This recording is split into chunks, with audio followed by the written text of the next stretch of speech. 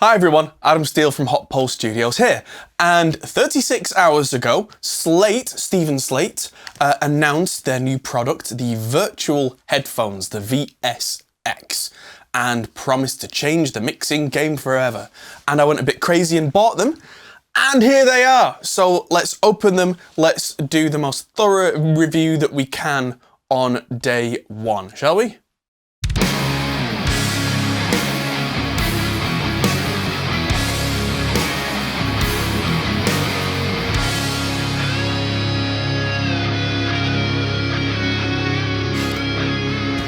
First things first, let's get these unboxed and see what's in the package. I'm going to do some lovely B-roll footage to cut in here so that it all looks nice and pretty.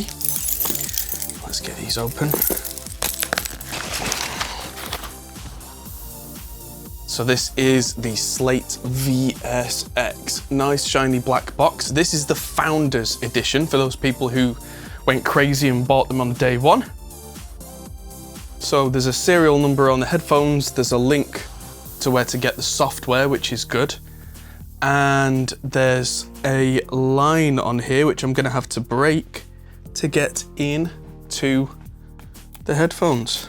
So here we go. Seal has been broken. Nice. Now these are not cheap. These were more than £450. Now, oh, so the Founders Edition piece is a sticker. I am going to imagine that those stickers are going to come off after a while. I can already see the F's on Founders Edition starting to come up. But they're just a nice little extra. If they can be taken off and the whole thing can be cleaned down, the actual Slate VSX part is not a sticker. That's a proper... I don't know whether it's laser engraved or however they've done that. Pull up, do not discard.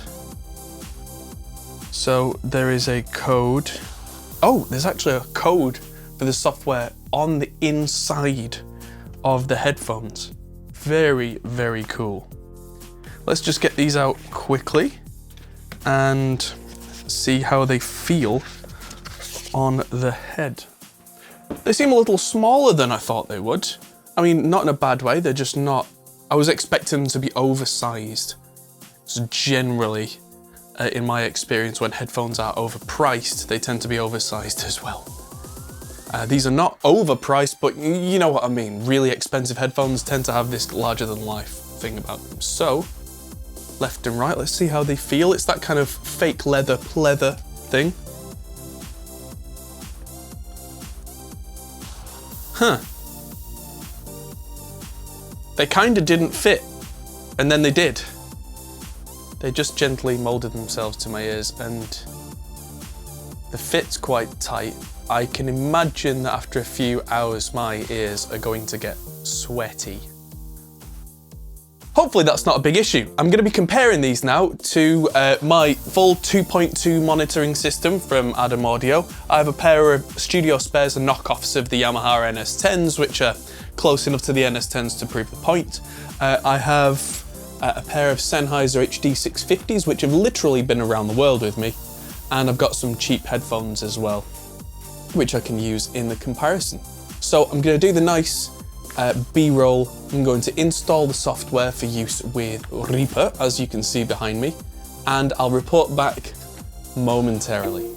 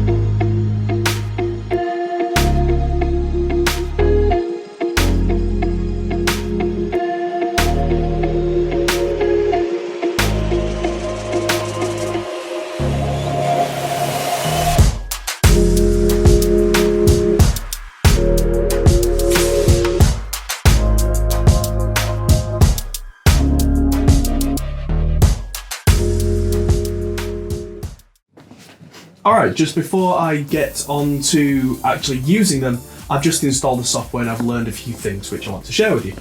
Firstly, the VSX software uses the iLok, which so does all the other Slate stuff. Something that I figured out while I was registering this and sorting it all out is this is not a Slate digital product. It's not digital, it's a physical thing. It's a Stephen Slate audio product. And as such, I learned that, and I have the Stephen Slate audio installer already because I have some of their drums of the SSD5. And so once that was all registered, it's now installing, as you can see behind me on the top screen. That's installing right now, and it was a fairly simple setup, something like 300 or 400 megabytes of stuff. I did notice with the iLok that you can either use an iLok dongle, or you can register the VSX straight to a computer without the iLok dongle and without iLok Cloud, so it's not internet dependent. And you get 3 activations. So you could have it on, say, a studio computer like me, a laptop like I have, and then a third machine as well, so you can jump between them without having to do any messing around. Personally, I have quite a few plugins that use the iLok system, so I've just done it straight to my dongle because that works for me. Now, this should be installed any second. Let's move on. Now we've got that installed and you've seen all the sexy B-roll footage. You've seen these in action. I have not heard these yet, although everything is now installed and ready to go. I have Reaper set up. There is a suggested setup on the Slate website, which looks really useful. I'm not using that today because I have a bit of a weird setup where I want to switch 3 different ways with 3 different outputs. And that's just me being weird, so ignore that. But I can tell you now that the VSX plugin does work perfectly well in Reaper, and I'm very much looking forward to using it. I've made sure sound comes through it. It sounds weird through the monitors. Now I've just gone to plug the cable in here, and it's a 3.5mm to 3.5mm cable with no fancy add-ons, and it comes with one of these 1/4" jack adapters. At this price, I would have liked to have seen a couple of extra little things here. I mean, yes, it's nice to have a 3.5mm cable because that means it's easily replaceable if it breaks. But what I would have liked to have seen is that I have a pair of Austrian Audio Hi-X55s around here, and on the side that goes on the headphones there's a tiny little optional locking kind of latch where you put them in and you twist it, and that then won't come out. But you don't have to use that, you can use a replacement cable, it doesn't have that because of the design. And also on this side, I would really have liked to have seen one of the screw ending adapters, because I am going to lose that in no time at all. I have loads of these lying around, and in fact I'm so wary of these little gold things that I've started to buy these little pigtail adapters that have the big end on one and kind of separate the 3.5mm. They're not expensive. I would suggest getting either one of those or something that screws on so it can't be lost, because quite a lot of us engineers use headphone amps that only have 1/4" jack outputs, and if you forget one of these, your entire day is ruined. Or if you lose it because they're tiny, if they're screwed on, much harder to lose them. So let's plug these in and let's see what we get. So this might sound like the smallest detail, but I'm really glad that Slate have put a headphone case in the box, because that's the kind of thing where I wish that Sennheiser did this with the 650s. I will be taking these everywhere with me, I suspect. And as such, they will get bashed around, beaten, scratched. And the case will alleviate a lot of that. These old battle axes, if you look at the sides of them closely, I mean, I know that's not in focus, but they're rusty. They've been battered. They've had 3 new cables because the cable's been beaten all to hell, and they've had 2 new sets of ear pads. Hopefully having a case like this is going to stop that from being an issue. Something to just cut in and interrupt myself and talk about here is the CPU usage and latency. So there is 0 latency from VSX. I'm very impressed there. That means that I can track through this, I can track bands while still listening on these, which is the kind of thing I'll probably do every now and again. Especially if I'm recording myself at home, it means I'll have a much clearer idea of, say, guitar tones that are coming through on headphones. And the CPU usage, I mean, yes, I have a monster of a PC here, but 0.2%, that's not worth worrying about. That's so low, it's ridiculous. I'm also led to believe that when you hit render in your DAW, VSX notices that, works it out, and bypasses itself. Now, when I'm using VSX in Reaper, I will be using this effects monitoring tab at the top right here, and I'll have it in there rather than on the master bus, so that it wouldn't affect things anyway. But it's really nice to know that they've thought about that and built that in as an extra bonus. That's in the cog here, that's auto bypass on export. So you could actually render things out with that on if you're feeling strange and brave. But it's a really nice safety that's on by default, so when you bounce render a track, it automatically turns itself off. The number of times I used to use something like SonarWorks and accidentally leave it on a track because I forgot to turn it off when I was exporting is far too many. So those are really, really good points to know. Alright, looks like we're ready. I've set things up in a slightly weird way. If I was doing this as just listening with a second output, I would do this with a very different Reaper setup. The suggestion from the guys at Slate Audio is to have all of your tracks inside a group bus, which can then be sent out to other places, which can then have VSX on them to the headphone output separately from the main output, which is great. I'm doing it this way so I can quickly flick between 3 different types of outputs and also make sure that you hear it. So on here I've got Restream, which is the thing so that you can hear it. I've got VSX, obviously. SonarWorks is here as well, but SonarWorks is specifically for when I'm playing it out of my speakers. And then I've got one that's just called Volume Cut, which is for when I'm using my HD650s, which is just a 10 dB volume dip so we don't all go deaf and so that the processing in VSX doesn't affect them. So, I've listened to this track over and over. This is one of my most recent mixes. This is Punk Rock im Sommer by Mischwald. Here we go. This is going to sound weird to you guys.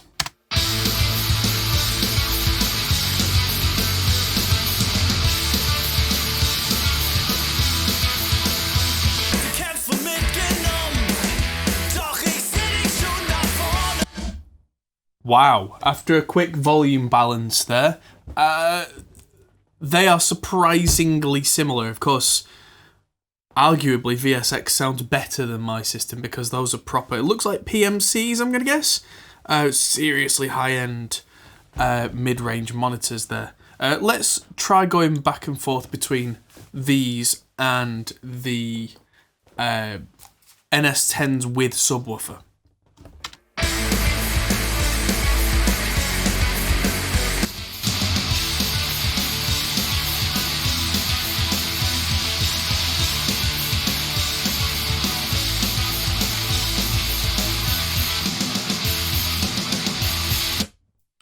Alright, so that's a bit more neutral, and I can hear quite a lot of early reflections on that room. I might have to play around with the depth.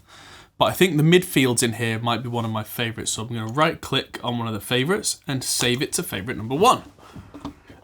There is an option here, this button, which is 2 seconds of silence, basically. So if I change, it cuts the audio, like so.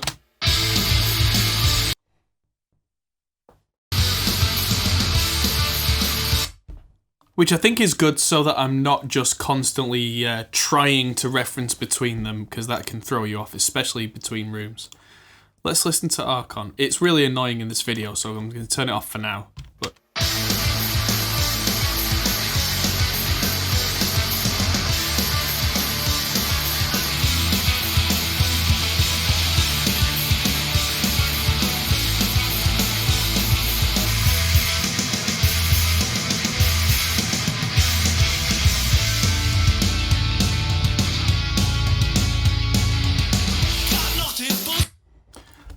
that really is relatively realistic. I've never been to Archon Studio, but I can definitely feel like switching from the midfields to the far fields, there's quite a bit more of the room in there, which is why we use near field monitoring even in high-end studios, because the speakers are so close to us. There's less room reflection. It's more arguably accurate to the person sat there rather than everybody in the room. And I kind of like that, but I do prefer NRG. I'm going to listen to Howie Weinberg and then switch straight to the car.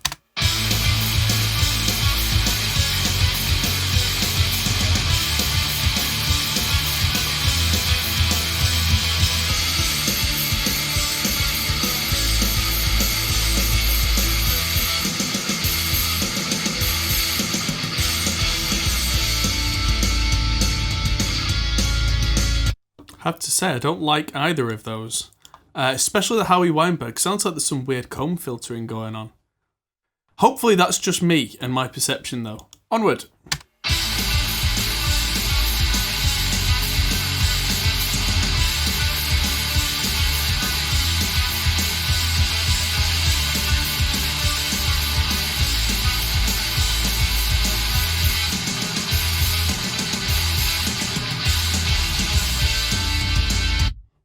Okay, so again, the mids on these guitars kind of sound weird, but the bass I can really hear is consistent, so I'm going to keep that as one of my favourites. How's audiophile?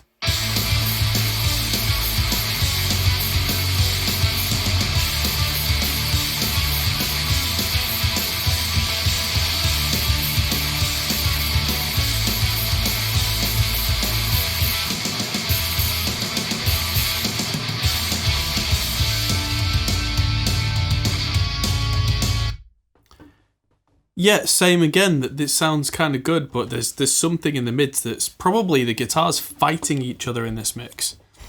Let's listen to the club. This is going to be boom, boom, boom.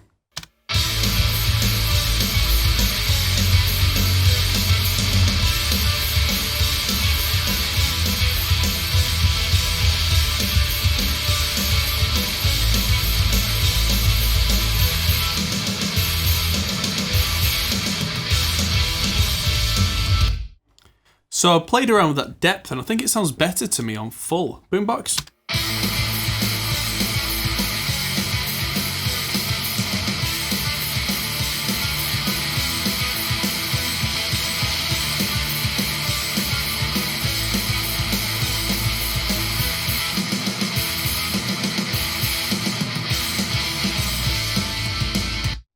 Interestingly, I can really hear the hi-hat stick out there. I'm not sure if you can.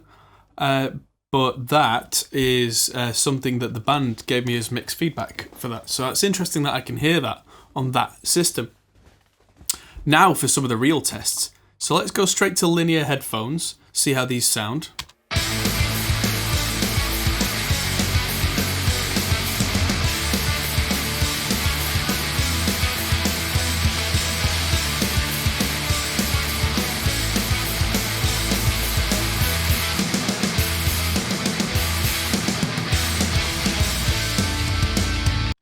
Sounds nice. Very slightly different from the originals, but I really don't mind that.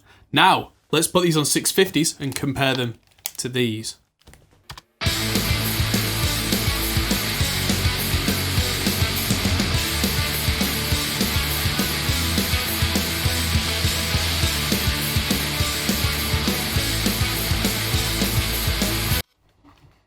Volume go.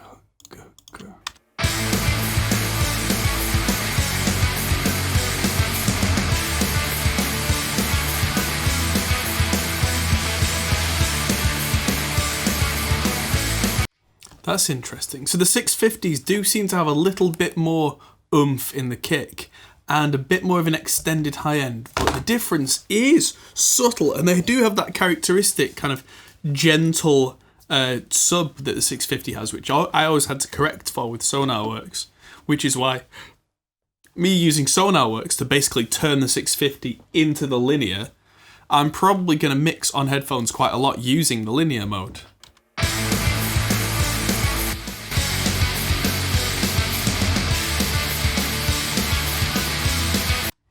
Let's listen to these 770s.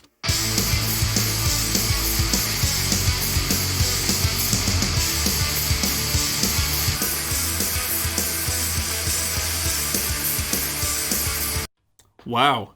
They are completely different sounds. Same model number, completely different headphones. And the M50s?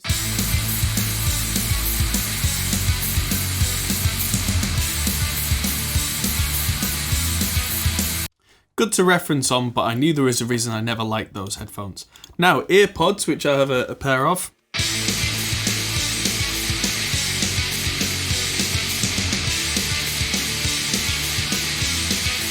And wireless.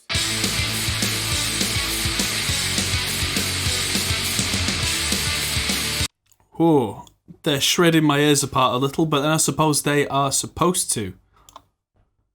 So yeah, all in all, I mean, I'm going to spend a lot more time playing around with this. One thing I did notice, I'm going to go back to NRG as my default, that overall, I'd like a tiny bit more low end, a little bit less of the low highs and just a bit more of the super highs, but that's just personal taste. So a bit more of that, a bit less of that, a bit more of that. Let's listen with the EQ on.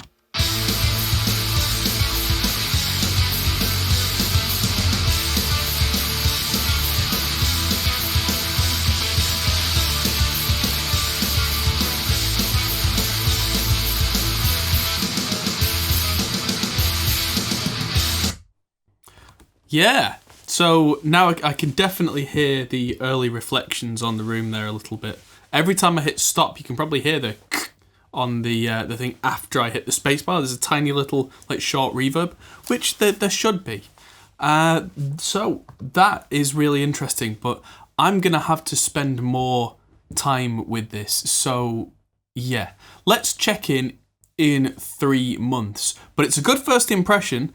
I'm going to have to spend some time listening to tracks I know, not my tracks that I've produced, well-known tracks that I like, which I tend to use as mix references anyway, but I can't really do that on here because of copyright reasons.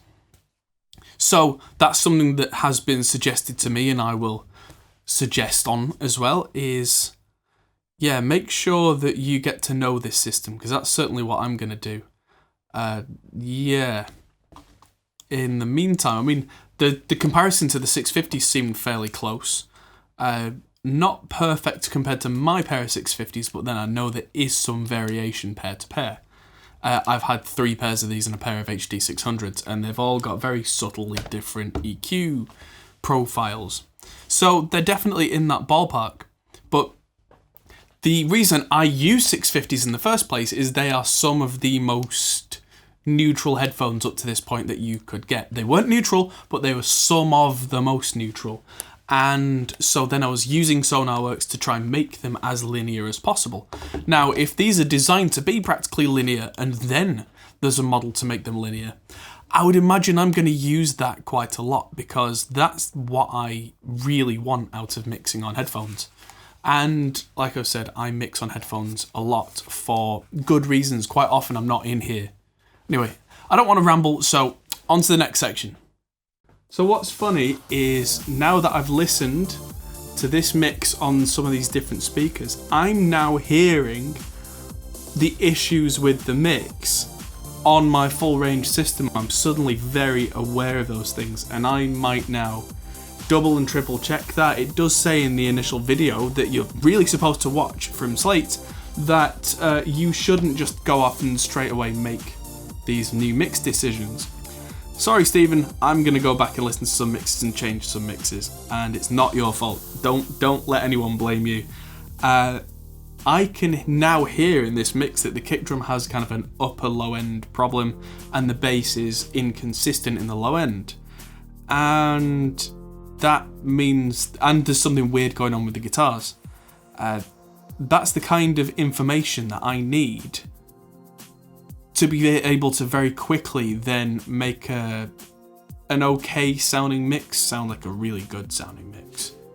And so that's promising, very promising. Now, let's talk about the cost. So when I bought these 650s, which were my last big headphone purchase, they were about £300. So anything that's saying pounds roughly equates to dollars, then add your sales tax, because that's different every state, all that kind of thing. These were £470 for me, which I think they're about, what, $450 plus sales tax and all that kind of thing. That's a lot of money. And I am really, really hoping that these pay off for me, because they already are simultaneously impressing me and making my brain hurt, which means like they're making me think in different ways. They're making me realize that even like the biggest name professional control rooms, they have early reflections. They sound quite live, and that's okay as long as it's used appropriately. I'm gonna have to pick my 5 favorite 1, 2, 3, 4, 5 room and speaker setups down here, because then I can switch between them very quickly. There is also just general output level tweak and all sorts of stuff. But I can imagine I'm going to go from linear, 650, SUV, probably the midfield to NRG, and possibly the boombox is my quick reference 5. That way I've got a bit of everything. The music that I make is probably usually not going to be reproduced in a club, but that's really good for those people who that's their target, because it means you don't actually have to go out to a club and play the track there, which I know is how a lot of old school DJs would actually test their tracks. They would go out and play their own tracks in the middle of a set. I mean, yeah, get them sounding good, then still actually take them out to a club, but it means that you can very quickly iterate and check. Listening to things in the car is something I do all the time. The dreaded car mix test. And yeah, not a big fan of Howie Weinberg's mastering room. It sounds like something's not right there, but that could just be me. I'll need to listen to more sources to confirm that, and I think I prefer the sound of NRG to Archon. But again, could just be personal preference, and that's good, that's fine. There's always others for me to check back on as well. But overall, very impressed with what I have so far. This is not the biggest ringing endorsement from me, just because I've not had enough time yet to really produce winning mixes on these, but I will 3 months from now, let's say. So, new year. At the end of January, I will do a follow-up video and talk about how these have gone for me, because yes, I have this nice full monitoring system, but something I didn't really talk about before is if you see any of my live streams, a lot of them are from here, but the rest of them are from my tiny little home office. I live nearly an hour's drive from the studio, and I have a 2-year-old daughter, so a lot of the time I am at home looking after her, and then when she's in bed I get to work on editing mixes, check things. I try whenever possible to check mixes on the monitors, do the small tweaks there. Sometimes the deadline just doesn't allow me that, and these will be really, really good for me for that. I've been using the 650s up till now, and as you could hear from that mix there are things that I could definitely do better with. But perception is the number one barrier, and if I can hear what's right and what's wrong on different systems without actually having to go to the car, drive around, drive an hour to hear, if I can go make a cup of tea, come back in a couple of minutes, listen on one of these, and as Slate suggests, listen for half an hour at least on each one to really get used to it, then I have no doubt this is going to be beneficial for me. Hope you enjoyed this, hope you found it really useful. Hit the like button, watch some of the other videos that we do. We do stuff about Reaper a lot, we do a lot of guitar tone comparisons, we do a lot of speaker stuff. We work with impulse responses and all sorts of weird and wonderful stuff. So hit the subscribe button, check everything out, and have a look at the Patreon. Thank you everybody for tuning in. I've been Adam Steele for Hot Pulse Studios, and I'll see you in the next video. See you later. Hey everyone, That might be the end of the video, but if you fancy carrying on this conversation, we have a Discord server, link is in the description. We're also on Patreon, which is something you can really help us with. We also are on Facebook, Instagram and Twitter at Hot Pole Studios. See you there.